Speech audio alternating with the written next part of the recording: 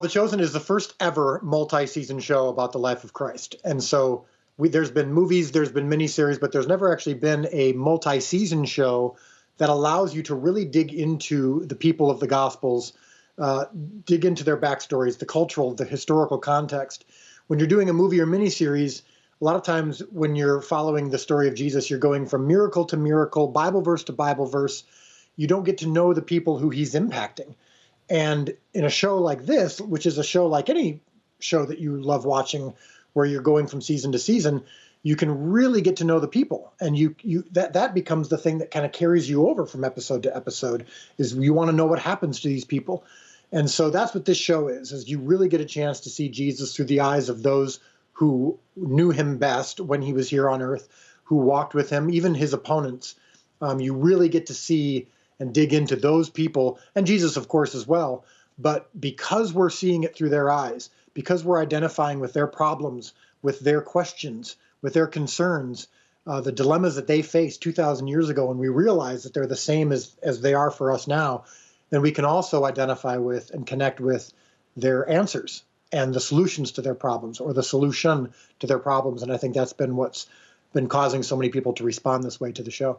Yeah, I think that seeing it through the eyes of other people are definitely unique. And one thing I hear from everybody who has seen this series is they say they cry. And I think that's really unique. It's so fresh and different. What do you think makes this series so special that it's touching people's hearts so profoundly? Well, I think when you can connect with people's emotions, that does have a significant impact on everything else. So all the Jesus movies that I've seen, some of which I've loved, some of which I haven't. There are two things that stand out to me about them. Number one is Jesus is usually pretty boring. He's usually portrayed as very stiff and formal. He quotes King James English. Typically, he's British, which is its own conversation. But I've rarely been able to identify all that much with it, and it's usually just a recreation of the Bible stories that I've read, and it's nice, but the Jesus that I see is not usually very connective. And what our show does is we're not changing anything from Scripture, but by adding some of these backstories and cultural and historical context, it makes it a little bit more connective, which then leads to the second thing, which is the emotional part. In all the Jesus movies that I've seen before, I can't think of too many times, other than maybe The Passion of the Christ, where I've cried, where I've been emotionally engaged. And yet there's all these other great shows and movies that I watch where I get so emotionally impacted by them. And so I think that's something that we oftentimes forget and skip over when we are showing Jesus stories, is just how beautiful the impact was on the people who he impacted. And that may sound obvious, but when you're doing it through Jesus's eyes, and we're just going from miracle to miracle, and we don't know anybody, we don't know their before. We talk about that a lot in our devotional book as well. We talk about the before you meet Jesus. That's where God enters, is into that before. And when you can portray that, and you see the pain that people were going through, or the struggles, or the questions that they had, and then they meet Jesus. When we don't skip over that before, then the emotional impact is that much greater. And I think that's been the big key, is people are the viewer is going on a journey that doesn't gloss over the pain and the struggle, and that makes the victory that much sweeter. Now, you, of course, are directing these, you're writing these, you see all the struggle and the behind the scenes and the editing and all of it, the post-production. Do you have moments where it's hitting you emotionally, and has it changed how you see Jesus? Yeah, I mean, we don't have enough time to talk about all those moments. It happens to me on a near daily basis. I think number one is we experience what my wife calls Red Sea moments all the time, which is when the Philistines were, chasing the Israelites, and they got to the edge of the Red Sea, and there was nowhere for them to go, and they were stuck with nothing. They had no options other than a miracle. And when the Red Sea parted, they knew, of course, it was God, and that was the way that they were able to get through this. And we have that happen to us on a near daily basis, where we're left with very few options other than God doing something great. And so that happens all the time. But also by being the creator of the show and the one who's responsible for the content, I'm studying the Gospels more than I ever have, because I'm trying to find in the Gospels what makes for a great television show. And I've gotten to know Jesus more. I've gotten to know the scriptures more, and to just see just how beautiful it really was, and how often Jesus didn't do big, huge miracles for the purpose of just showing off, but how often it was a small something. It was connected. It was personal. It was one-on-one. That Jesus really had a desire to get to know and get to impact people on an individual level, and on a personal level, and on an intimate level. And that experience has been happening to me as I've been telling these stories. And I think that's been, for me, the biggest change in my life, is just getting to know Jesus even more on a personal level. And I think that's one of the reasons why it's happening for people who watch the show. When they watch the show, they say, I've never prayed more than I have now. I've never read the Bible more than I am since I've watched the show. I feel like I'm getting to know Jesus more than ever. And I think that's part of that reason that's happening, is because that's happening to me. And what an incredible time in history for all of this to be happening. Who could have predicted what 2020 would be? Everybody at home, looking for some hope or some inspiration. And then this launches right in the middle of all of that. Do you reflect on that?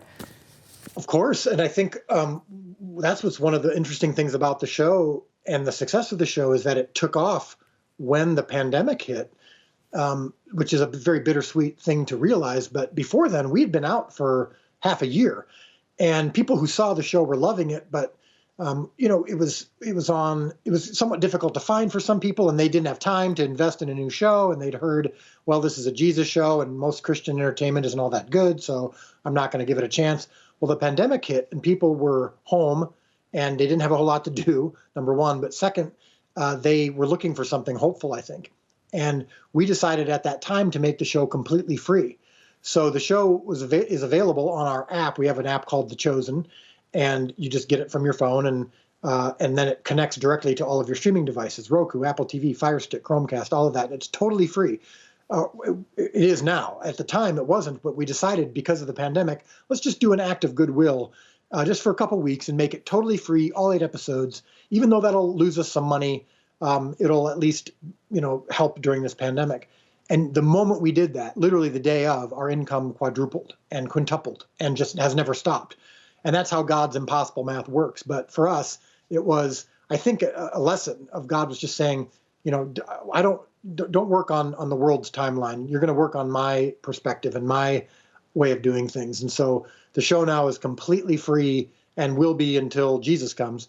And that, for us, has been a beautiful thing that I think has allowed the audience to find it, to get it easier than ever. And I think it's been, in this last year, a healing agent for many people who have been dealing with the riots or the pandemic or whatever it is. It's been, I think, an opportunity for unification. Yeah, the largest crowdfunded project of all time. I know that all of this came out of a personal failure for you. You had done a show, a movie, and it hadn't done well. Your Hollywood partners walked away. They don't want to work with you anymore. You and your wife, Amanda, are at home, just, weeping, literally, like, God, where are you? Talk to me about what happened then, and now looking back, how you see that. Well, at the time, my movie came out and it was a total bomb at the box office, and we knew that within just a couple of hours. So we were home alone, just questioning everything, because so many things had led up to that point that had been God opening up a lot of doors. And so we were confused, thinking, well, did we miss the boat? Did God actually not want us to be doing this? And we just didn't see the tea leaves. What were we missing here? And God pointed us to the story of the feeding of the 5,000 in the Gospels. And one of the things that stood out to us about that story was that the thing that led to the miracle, so the hunger, the pain that people were facing, the hunger that they had, was Jesus's responsibility. He was the one who'd been talking so long. It was him that actually got them to that point where the only thing left was a miracle. And so that reminded us that God can oftentimes be very present, even in the failure, even in the hunger. And in many ways, he does it on purpose to get us to a place where we're desperately seeking him. So that encouraged us during that moment, but we didn't know what was next. We didn't know why God was showing us that story, because, of course, there was no miracle. The miracle hadn't happened. So we were like, well, we're in that hunger part, but we don't know what the next step is, where the miracle's coming. And we thought maybe the movie was going to magically turn around and have great box office numbers, and that never happened. But God really put it on the hearts of a friend of mine who I've never met, just someone who I was Facebook friends with, and who he just reached out in the middle of the night and didn't even know that we'd been studying the story of the feeding of the 5,000. God just told him to tell me this. And all he said was, remember, your job is not to feed the 5,000. Your job is only to provide the loaves and fish. And that phrase changed my life. And that's that phrase that we're only responsible for the loaves and fish that we provide to make sure that they're as good and healthy as they can be. But the success or failure of it, or the distribution of it, or how far it goes is up to God.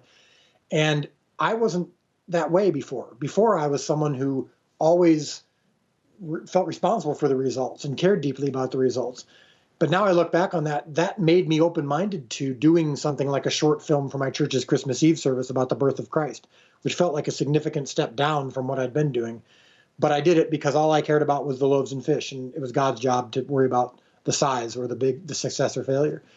And that thing went viral. And when the idea came from someone else to crowdfund season 1 of this show, this idea that I had about the life of Christ, I thought it was a ridiculous idea. I mean, crowdfunding rarely works. But loaves and fish, not my job to worry about this. So I'll just make the best short film I can, and we'll see what happens. And $10 million came in from 19,000 people around the world based on this little short film I had. And over again, it's become a superpower where I genuinely don't care about the results or the success or failure. I just care about doing what God has for me in the moment.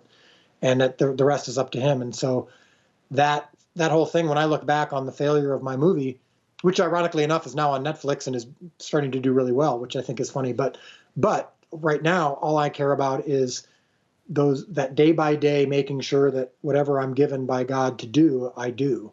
And I genuinely don't care about the results. So now that the show is exploding and doing really well, that's great, but that's not the reason why I did it. That's amazing, because you are doing it from a different place. I do recall that you said, hey, if it crowdfunds $80, you'll be impressed. You must be really Yeah, I mean, I genuinely had no expectations. And so when those expectations were that other people had were not only met, but exceeded, twofold, threefold, I was like, great, good. All right, well, let's make the show, but it's so clearly a God thing. It's so clearly a Red Sea moment that I don't have to struggle with humility, because I'm not this good. I'm not capable of this much success that the show has been having. So I'm just happy to be on the train as a passenger. So for people now who are saying, oh my gosh, I got to see this. What is this? How can they watch it? Yeah, so I mentioned earlier the app, and that's the key. When you just go to the App Store or Google Play, wherever you get your phone apps, you just look up The Chosen. It's really easy to find. And you can download it to your phone within, less than a minute. And people might be thinking, well, I don't want to watch a show on my phone. Well, neither do I. And our distribution partner, VidAngel Studios, literally invented technology that allows you to connect it to your streaming device. So you do need a Roku, Apple TV, Fire Stick, Chromecast, or a smart TV that has those things on it. But when you pull up the app on your phone, you can click Send to TV, and you can even be at someone else's house and do it on their Roku or their Apple TV or Fire Stick. And you don't need a subscription. You don't need to pay anything. You don't need to even give your email address. It's all totally 100% free. And so we've become one of the top 10, 15 apps, entertainment apps in the world, because people are really just realizing, wow, this is really easy and it's totally free. And that's true in China. That's true in Iran. That's true in every country in the world where there's no filter. There's no third party that's keeping you from getting it. Or that you have to sign up, or you have to kind of go through some wall to get there. It's just right to your phone, and you can watch it and then connect it to your streaming device free and easy.